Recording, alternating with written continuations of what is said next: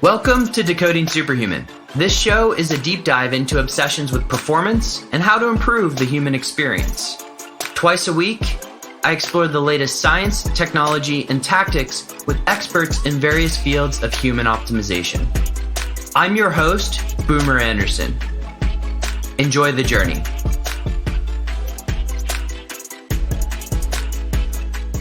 Superhumans, we're back with the round two. And my guest today is Dr. Paul Laursen. If you recall the first conversation that Dr. Laursen and I had, we got into a lot of stuff around endurance training, but also HRV.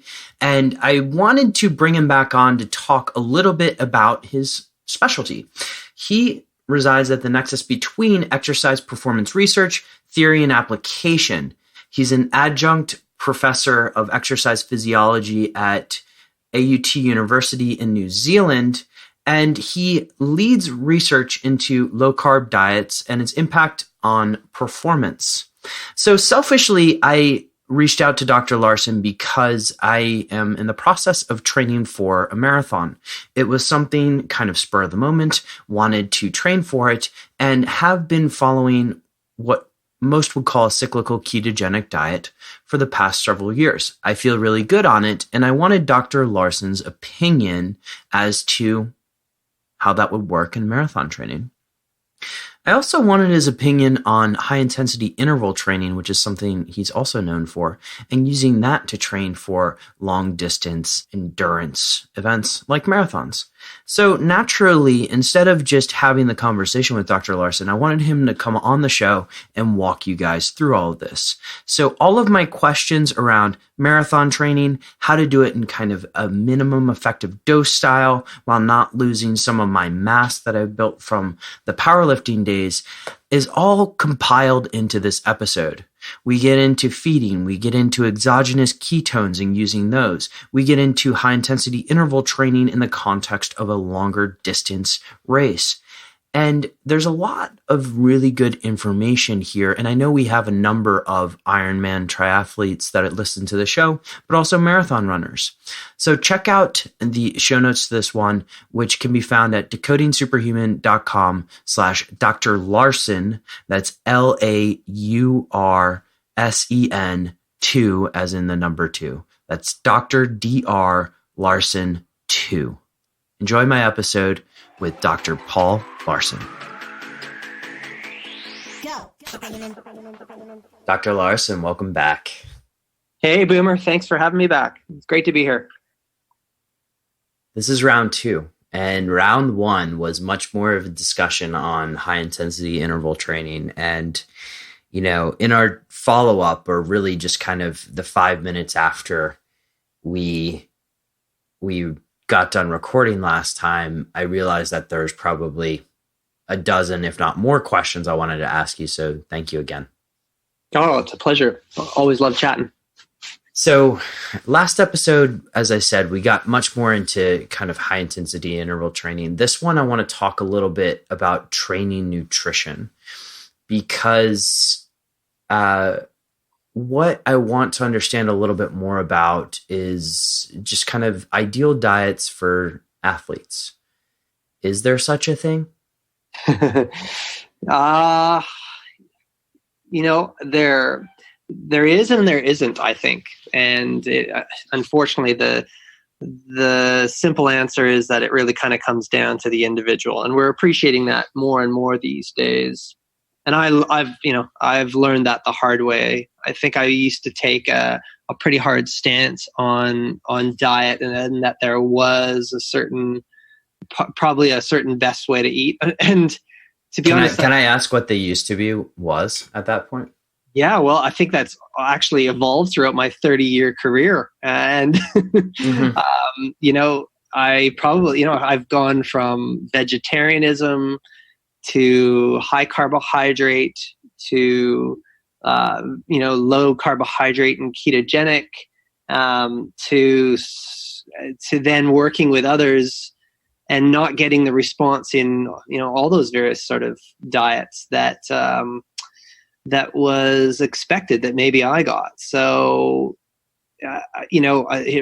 the only thing I can kind of conclude from it, and more evidence that I can get when we actually look at the physiological responses, just point to the fact that we are all so individual when it comes to our diet.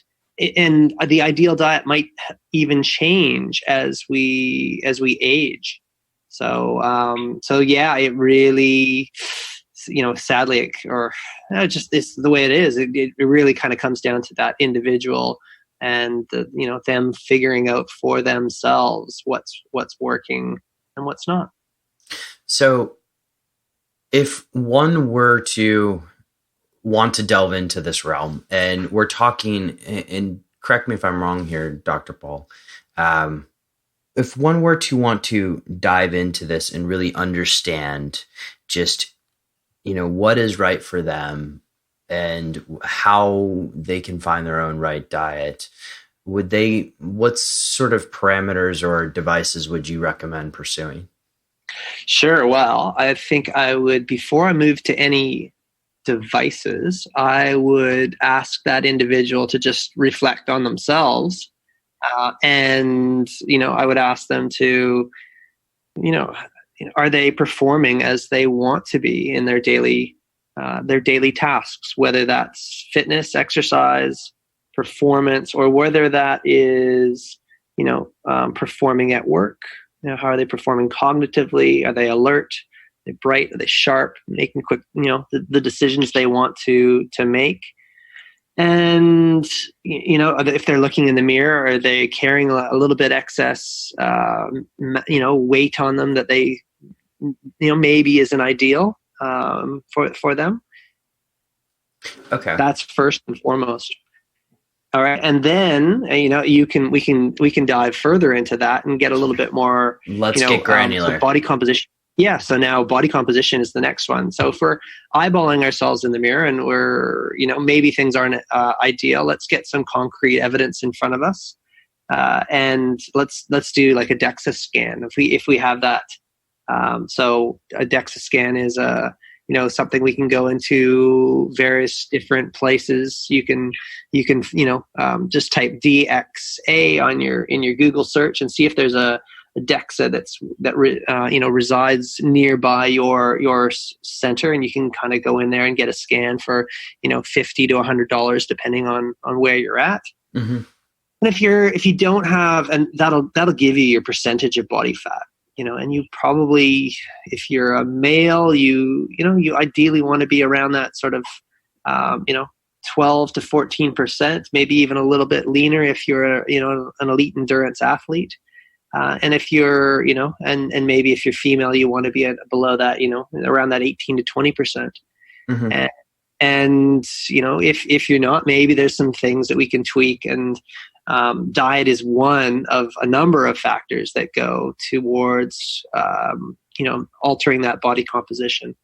Of course, stress, exercise, and sleep are probably the other key players in that one. It's not just down to the diet, but diet is a great place to start because it's totally actually mostly within your control.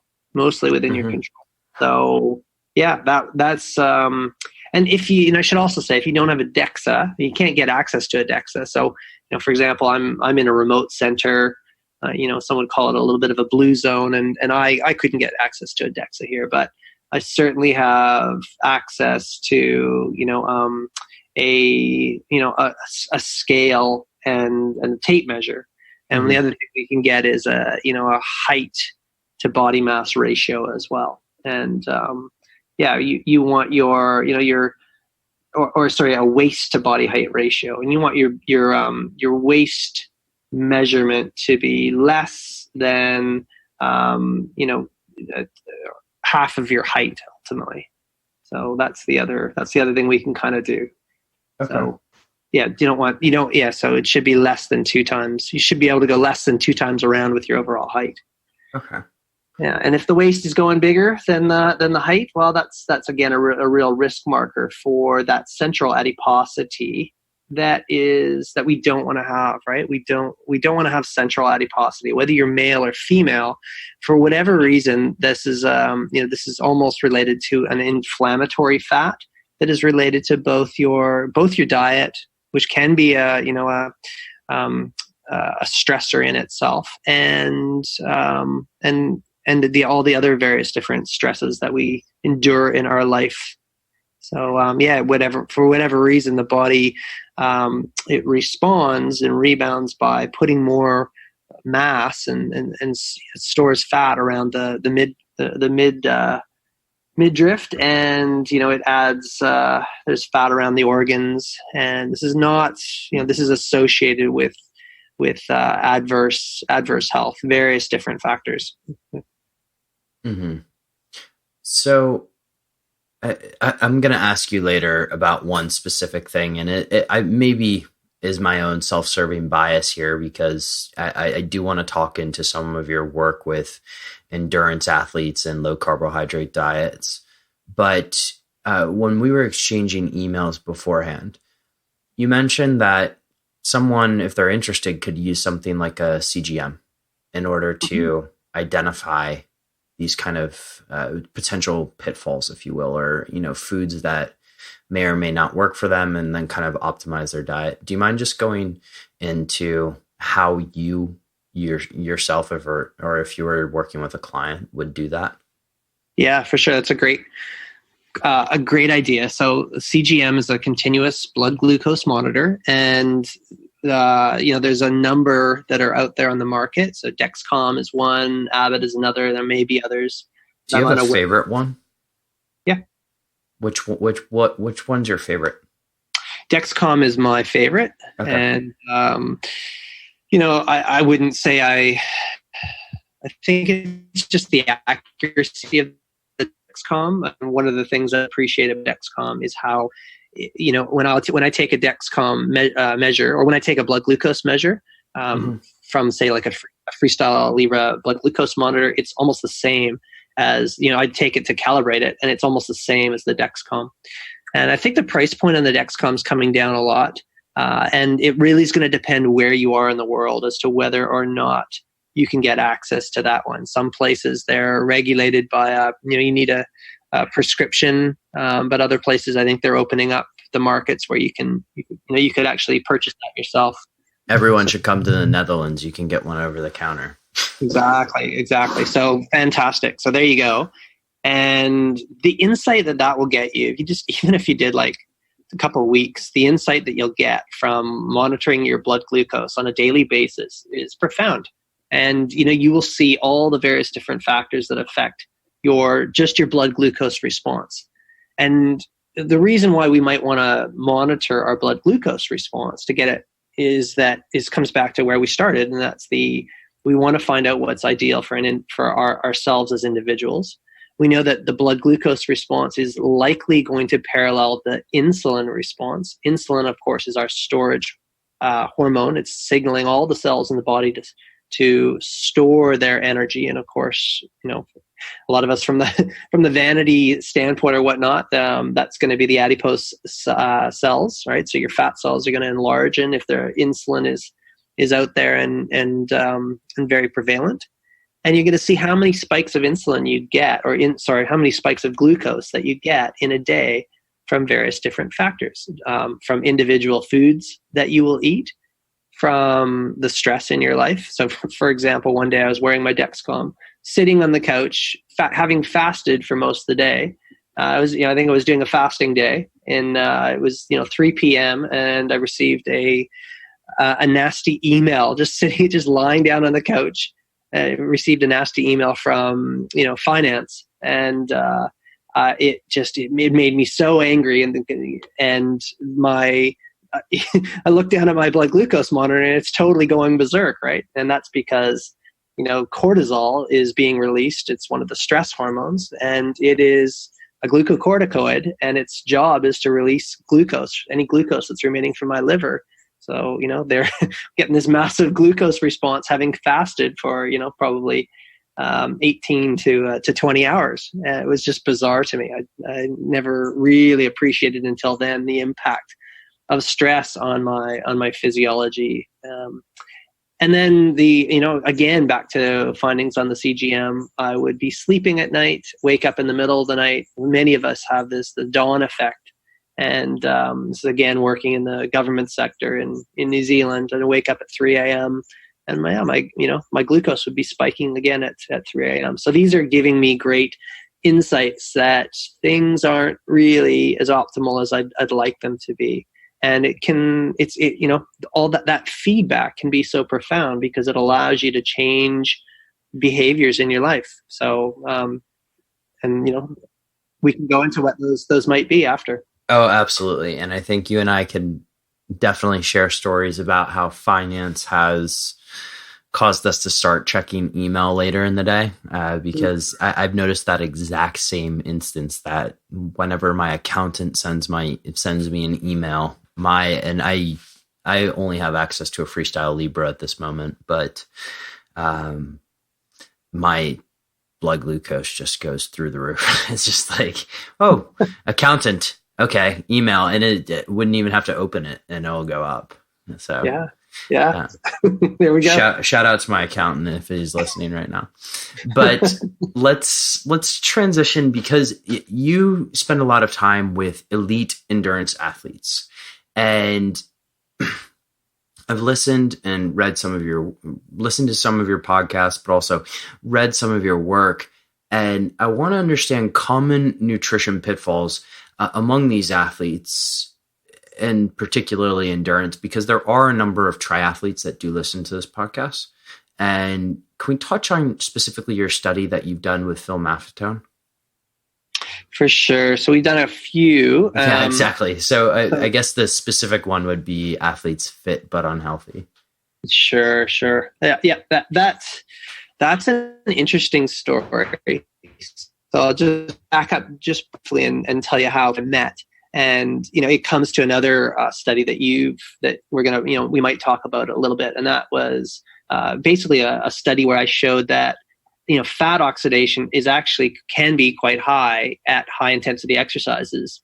And specifically, we showed that the more well-trained you are, the more that fat oxidation is important for sustaining high intensity intervals. And Phil, reached out to me like I'm someone special. and he said, I've been trying to prove that for the last 30 years. Thank you so much for doing that study. And then Phil was, me being a triathlete, I was, Phil was an absolute guru in my world. And, I was reading his books and stuff, and I was trying to be a pro triathlete in my 20s.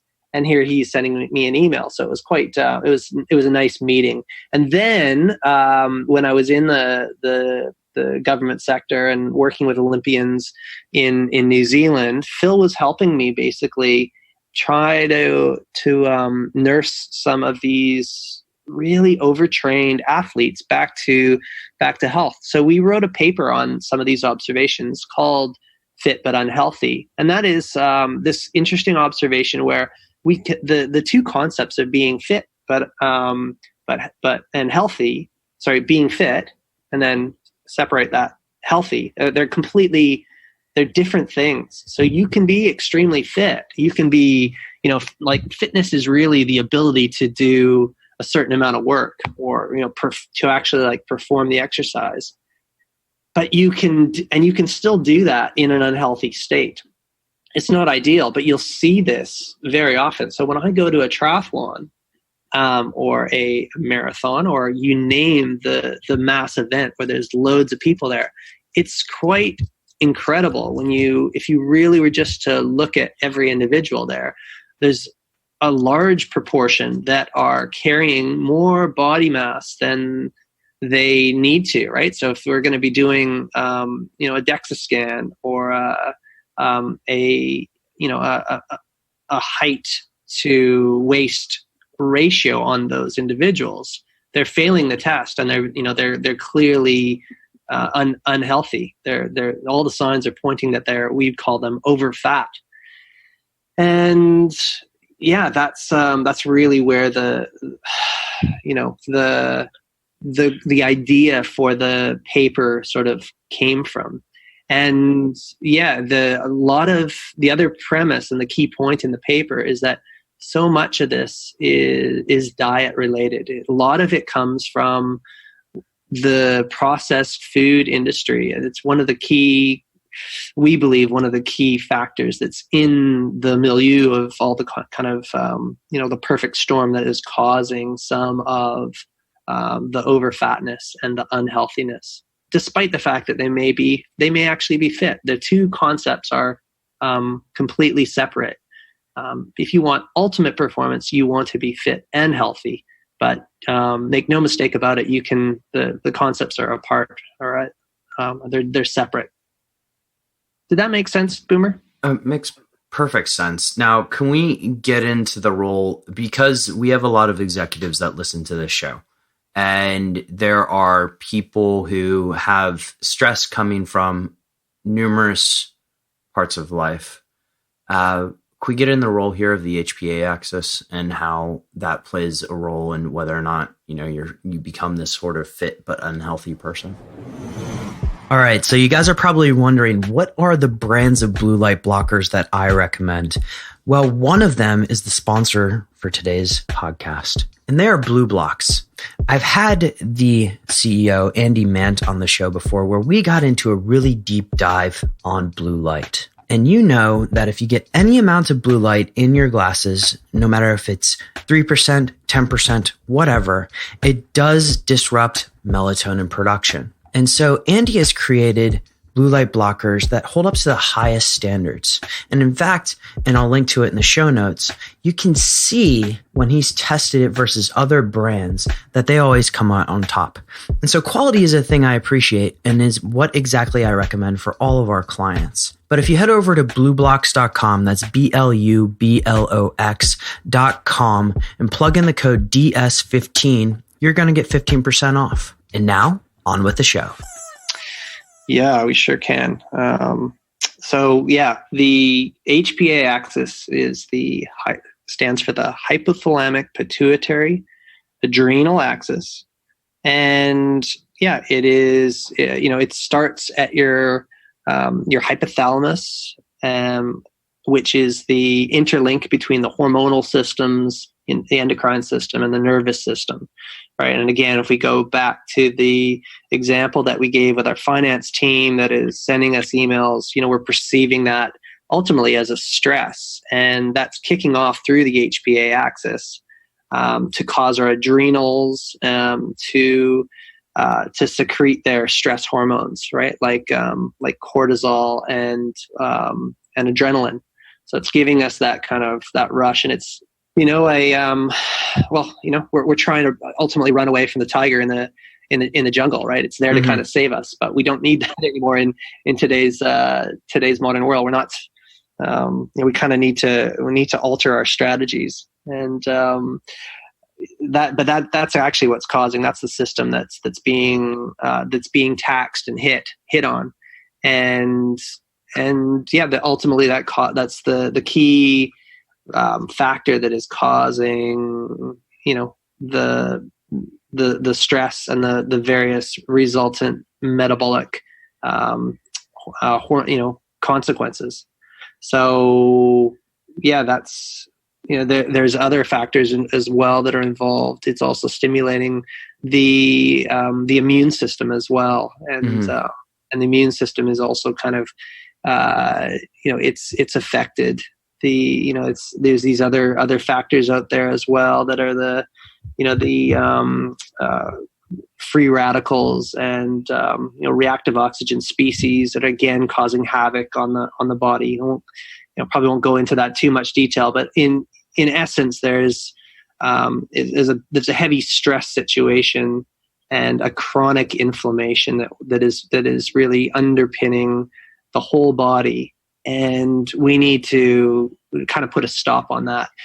Again, back to the tiger in the jungle, we would have, there would have been a period of time when we'd recover from all that and we'd be good again. But unfortunately, in today's world, with the phones in our faces, the computers in our faces, and the constant finance emails that are continuing, well, we're getting that tiger in the jungle chronically, and it's not a good situation. The situation is what you're seeing if you look at the masses and the over fatness and the unhealthiness.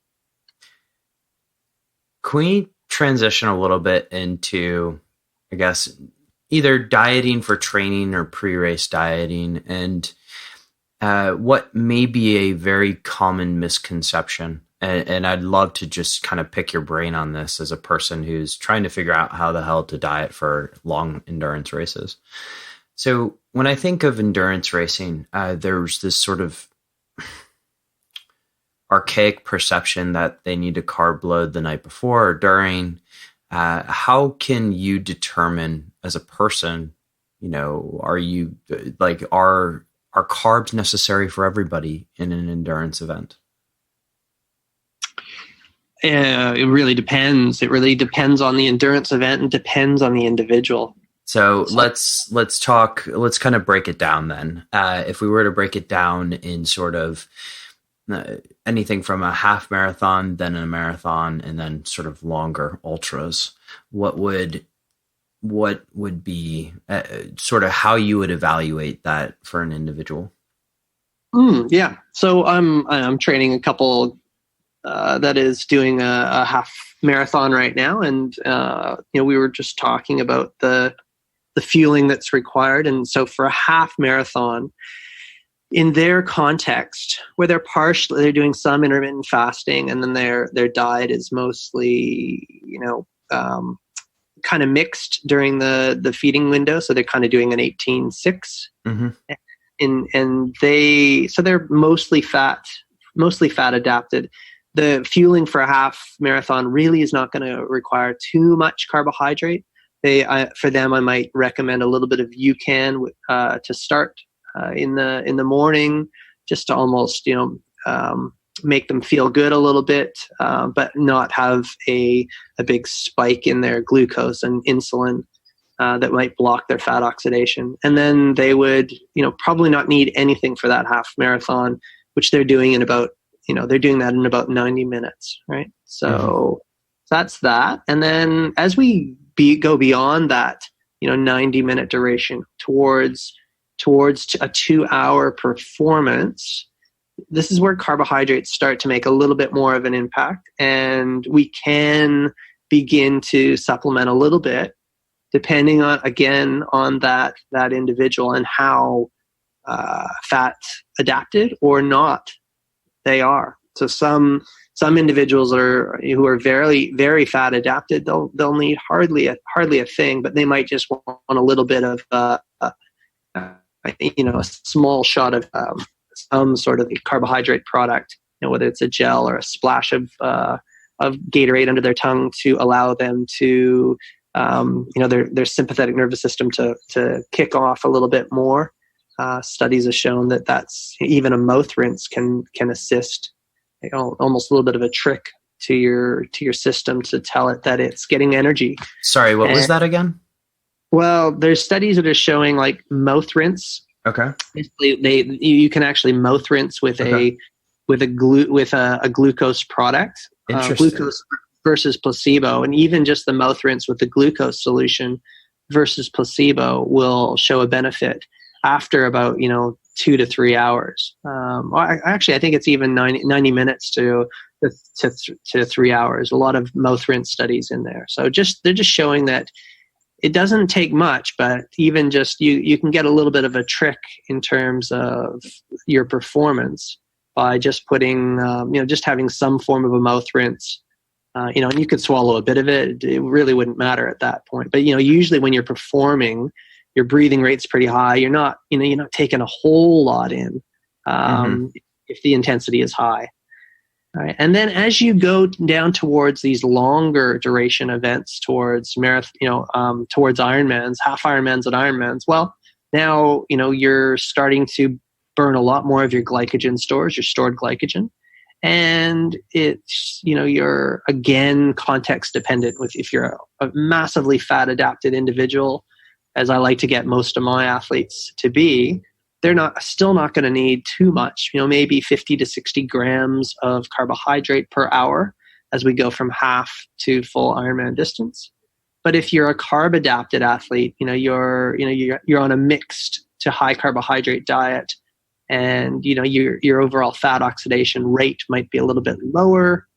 and you might be a little bit more reliant on carbohydrate. Well, you could be up from the 60 to 90 grams an hour. Some are even, in 110, 120 grams an hour with some of these multiple transportable carbohydrate products in this 2-to-1 ratio. A lot of the gels are out there that have this in there.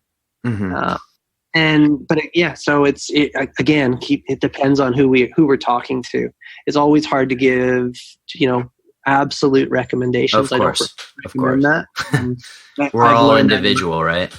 Totally. So I've really learned that the hard way. I used to give absolute, but now I really need to see who that person is in front of me before I'm making these solid recommendations. When you say massively fat adapted people, what do you mind just explaining a little bit more about what you mean there?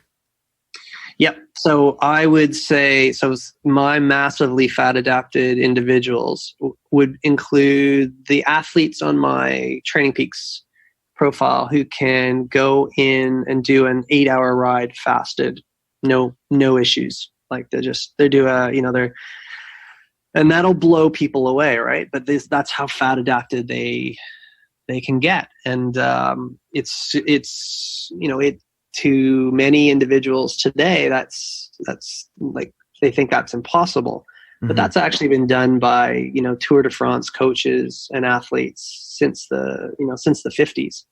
So it's not if you actually really go back, it's been done for a long time. But it's in today's Western world, that's thought to be impossible. But that's how fat adapted they get. So they just at a lower aerobic intensity, so below your first ventilatory threshold, below L2, we'd call it. Mm-hmm. Just rock out on that pace for a solid 8 hours, and that's the pinnacle of training for that. And that's once they reach that level, we know they are massively fat adapted. So their ketones will probably be sitting at beta hydroxybutyrate levels of sitting around, after that ride, it'd be close to 4 or 5, but mm-hmm. A resting BHB of probably 1.5 and maximal fat oxidation rates of well over 1.5 grams per minute. Let's talk, if this is the appropriate time, your paper on fat oxidation. If you don't mind just going through the conclusions and what you guys did in that paper, because it seemed to insinuate something that if you have more experience with if you're more fat adapted, you're able to pull off a little bit more in terms of high intensity interval training using a higher fat diet. Do I have that right?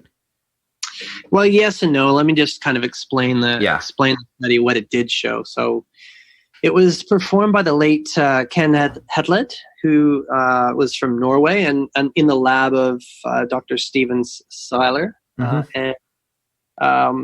It's titled "Rethinking the Role of Fat Oxidation," and we really, Ken and his colleagues looked at a high intensity interval training session, and this was done in a group of recreationally trained runners, training say for about 3 times a week, compared to a very well trained cohort of athletes that were they're, what are they called, randonneurs or they do these crazy races where they're navigating and whatnot. I've forgotten the name of it. That sounds like fun. Yeah, but basically, they're way up in their they're training 11 sessions in a week, right? So they're doing loads of double runs, big Ks, and they're comparing these two groups performing 5 minute, I think it was 8 by 5 minute intervals on the treadmill, and they're up on a 5% gradient.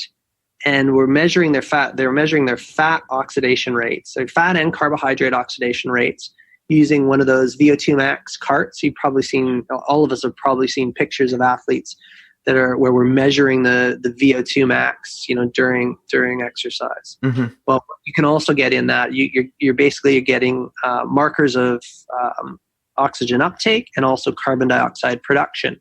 And from those, we can run some calculations to determine how much fat versus carbohydrate is being burnt in the metabolic machinery to perform that. Now, these are all self-selected, so the athlete gets to choose what's the maximally sustainable for themselves during those high-intensity interval training. Obviously, the well-trained individuals running up that 5% gradient are going to be performing at a much faster speed than the less trained individuals. And I think it was it was 15 kilometers an hour up this hill versus about 10 or 11 kilometers an hour up this hill for their HIIT sessions. And what we found was that the fat oxidation rate was threefold greater in the well-trained individuals versus the recreational trained runners. And ultimately, it was the carbohydrate rate was almost the same across well-trained versus recreationally trained, and the key distinguishing factor was that was related to the performance was the fat oxidation rate. So now there's nothing to do with diet in this, to be honest. It was all exercise training induced. So, but what it just showed was that at high exercise intensities, it's not, even though you'll individually be burning a lot of carbohydrate at high exercise intensities, the difference factor, the add-on factor you want is the fat oxidation rate. You want to maximize your fat oxidation rate to be able to perform a high-intensity interval training. And you can shift that in yourself through both exercise training and your diet. In fact, you can magnify an exercise training response by lowering your carbohydrate in a session, right? So, and this is again back to the fasted sessions in our athletes. If you can do do your training at high intensity and also be fasted or under a low carbohydrate state, you're going to again magnify the signal that you're giving your cells and all your body to adapt. So it can be very powerful when you manipulate both the exercise and the diet at the same time. And I'm speaking just sort of off the top of my head here. Does that, based on what you just said, does that mean we could accelerate the rate of fat adaptation in people based on just simply exercising in a fasted state? You got it. And that is what we do. So within the, my sessions that I'm prescribing for my athletes, we're prescribing a diet state for those sessions additionally. Okay. So a lot of coaches will be prescribing training, but we're prescribing diet with that training as well, because we want a little bit more bang for buck from those sessions. So ketogenic diets, and I'm one of these people that I would say 80% of the time I prefer to be in a fat adapted ketogenic state. Are there downsides? And keep in mind, like I've done this myself for on and off for several years now. Are there downsides to following a ketogenic diet for endurance athletes or marathon type runners? The latter part, I may be biased in asking you that question. So again, we have to go back where we started with the individual. Yeah. And so there could be downsides for certain individuals, and there'll be a handful of listeners out there that would definitely probably fall into that camp, or at least believe that they fall into that camp. And however, we did recently do a study, and this was Lucas Cyprian and colleagues. And it's, there's a blog on that. There's a HIIT Science blog that the listeners can look to if they want to check this out. But what we did, and this is again a study first, we really wanted to look at the time course of adaptation to low carb ketogenic diets and its response on exercise. So what we did is we took groups of subjects, about 10 in each group, and one did a normal diet and the other one did a ketogenic diet.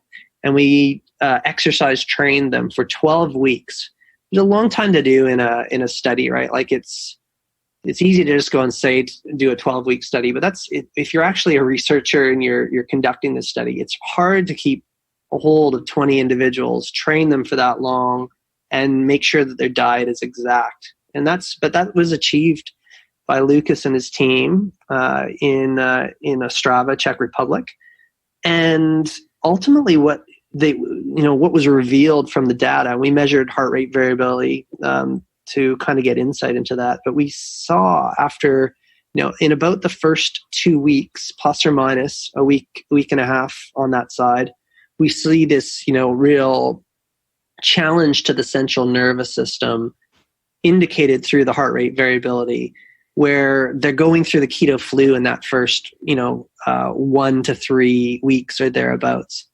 I guess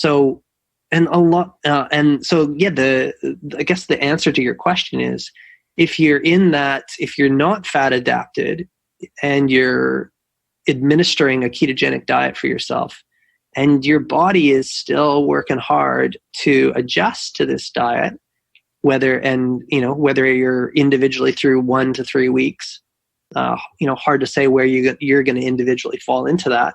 But yeah, you're gonna probably experience problems. But what we found was, as the study progressed and we continued to administer high intensity interval training sessions and test their performance, everyone in that study that were on the ketogenic diet, they adapted, and they were still able to perform their high intensity exercise right to like full capacity, right through the study. So, and yeah, we just published that in Frontiers Physiology. And so individually, if you're in that 1 to 3 week time course of adaptation, for sure you may individually experience something, but I would try to kind of push things out for yourself, and push yourself at least to 1 to 2 months to see if there really is potentially a benefit for you there, and that maybe high intensity exercise is quite possible beyond that. Reframing my question is, if you're personally, I love the feeling of being in ketosis. I love the cognitive benefits of it. I love just sort of how I perform in general on it. Is there any reason why I should be introducing additional carbs when endurance training? Well, maybe again, it depends on who you are. So let's talk me specifically here. If I'm training, like, let's say I've gone a year and a half doing predominantly, you and I have talked before, sort of powerlifting type training. Now I'm doing quite a lot of endurance training, prefer marathon. If I enjoy and just prefer foods that happen to fall in sort of this realm of a higher fat diet, is there any particular need for me to reintroduce more carbs as a result of the training? No, I don't think for you, Boomer, for sure. I think you're going to be in your context. If I was training you, there would be nothing wrong with experimenting in certain sessions. Mm-hmm. I'm a big believer in feel, and and then also monitoring various different things.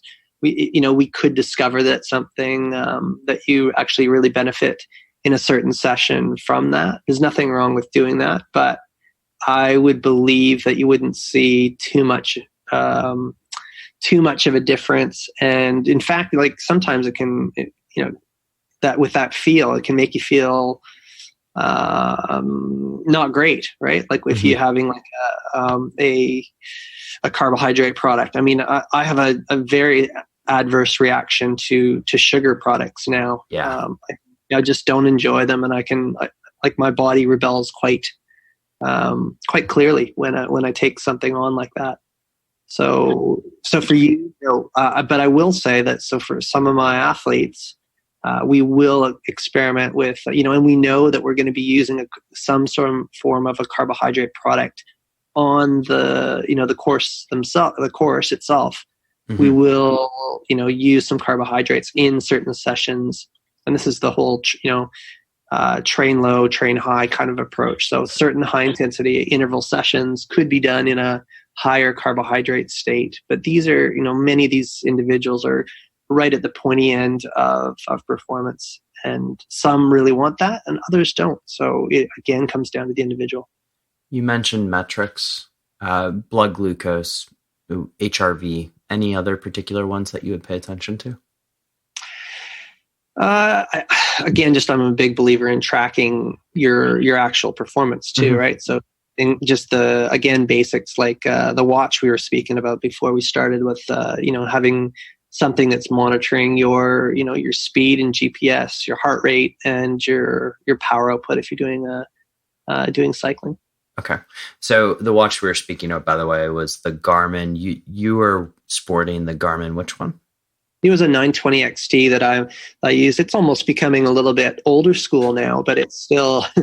Vintage is trendy, right? Vintage is trendy. Yeah. We see loads of athletes are still using them, but there's some newer brands that are out there as well. I'm going to have to consider upgrading in the future. Yeah. How do you feel about, and I didn't send you this one beforehand, but how do you feel about exogenous ketones on just sort of training, but also race day? Oh man, we are still in the infancy of understanding how best to use these. And, Brianna Stubbs would be definitely the person you'd want to have a good chat with. She's over at Human in San Fran. But I've definitely experimented a little bit with these, and I've had some pretty positive results myself with using this, but I've also gone and administered some of these to some of my athletes, and with incredibly disastrous results. Interesting. So it's again, there's so much we need to learn about these. And I listened to a good podcast, and I was actually in Oxford. I was invited to Oxford from Kieran Clark's lab, who invented a lot of the ketones, and Brianna was over in the lab. That's where we got to meet as well.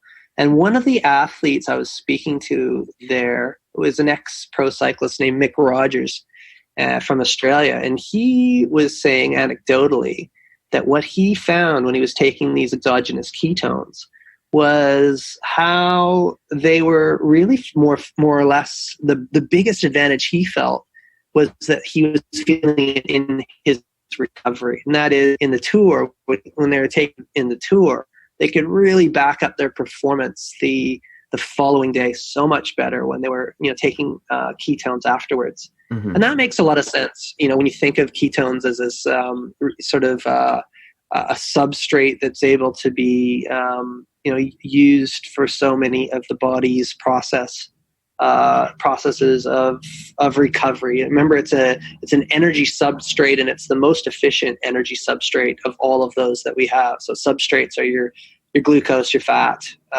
and ketones are the most efficient energy one in giving your body energy back to recover. So that was, and I'm always big into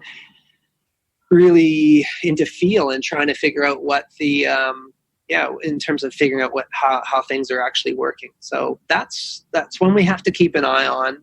But I know that there might be, maybe its biggest advantage might be in the recovery afterwards from sessions, as opposed to any acute effect that we're seeing per se in a single session. So keep hold of that. Keep an eye on the exogenous ketone research, but that's one potential way we can use that to enhance our performance in the long run. Were you using esters or salts? I've used both, and again, in alignment with what most people are saying, the esters seem to be a little bit more, efficacious. And that's my personal experience with them as well. Are there certain types of training which actually put you in, I guess we're speaking here more specifically about endurance training, put you in more in danger of just burning out when you're on a lower carbohydrate diet? Yeah, I guess, and then not per se. Like so exercise training again is also a two-edged sword, and this comes back to the unhealthy fit athlete, and we have to remember that when we exercise, we also get especially when we use high intensity exercise, we're again getting that same stress response from the HP axis that we began with. So again, we can have that sort of perfect storm happening if we've got other stress factors in our life, and then we're adding high intensity interval training to that also. So there's no, mixing that with a low carb diet is typically more the better thing to be doing, because you're, a lot of times depends on the carbohydrate that you choose, but if you're having a high processed carbohydrate diet alongside of, high intensity interval training, and now you get, two various stressor factors, and they're multiplying. But so there's no issues for the low carb. You might just see a lower performance acutely, as that study showed with that we talked about with the Lucas Cyprian study from Ostrava in Czech.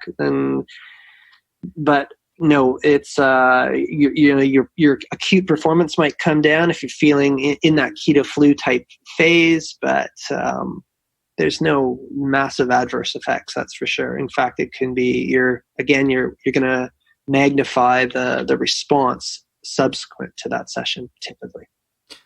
Dr. Laursen, you've answered so many of my questions today, and I'm cognizant of the time, so I want to transition now into a little bit of a modified final questions for you, if that's okay. Yeah. First question, how do you unwind? Oh, I guess I would unwind just in, through speaking to people. That's pretty important. So like friends and family, and, go exercising with friends and family, training, and then, always a period of meditation before I hopefully sleep soundly through the night. I love my 7 to 10 hours of sleep. Beautiful. Beautiful. What's your favorite piece of technology that you've purchased in the past year, which has upgraded your life, if you have one? Yeah, no, that's a real simple one. And that is, I'm not sure if I gave the same response the last time we spoke, but it's a Sam Harris Waking Up app. And it's I asked a different question. You used that one, but that's great. I love that it repeats. That's a double endorsement for Sam. Yeah. It's really, it's profound, and everyone else that I've, kind of hang with are on it as well. And it's pretty massive. It's really cool for getting by in today's world. So I'll recommend it to everyone. You are one of probably 5 to, I would guess, 10 guests that has recommended. I use it as well. I kind of alternate it, but we have a number of guests that use that Sam Harris app. So one of these days, maybe we'll get Sam on the show. But that'd be amazing. Yeah. Dr. Laursen, where can people find out more about you? Yeah, I'm available, through the, so my websites are plusandprof.com and hitscience.com. And I've got a Twitter account too, which is Paul B. Laursen. So always great to hear from everyone. Dr. Laursen, thank you so much for joining the show. This has been incredible. You answered a lot of my questions on endurance training, so I appreciate you taking the time. That's a pleasure, Boomer. Thanks for having me on, man. Excellent. To all the superhumans listening out there, have an absolutely epic day. Okay, so many training gems in that one. I've got a lot to take away, a lot of notes to take, and really am interested in the prospect of ketone esters during training. I'll let you guys know how that goes. The show notes for this one are at Dr. Laursen 2. That's Dr. Laursen, Laursen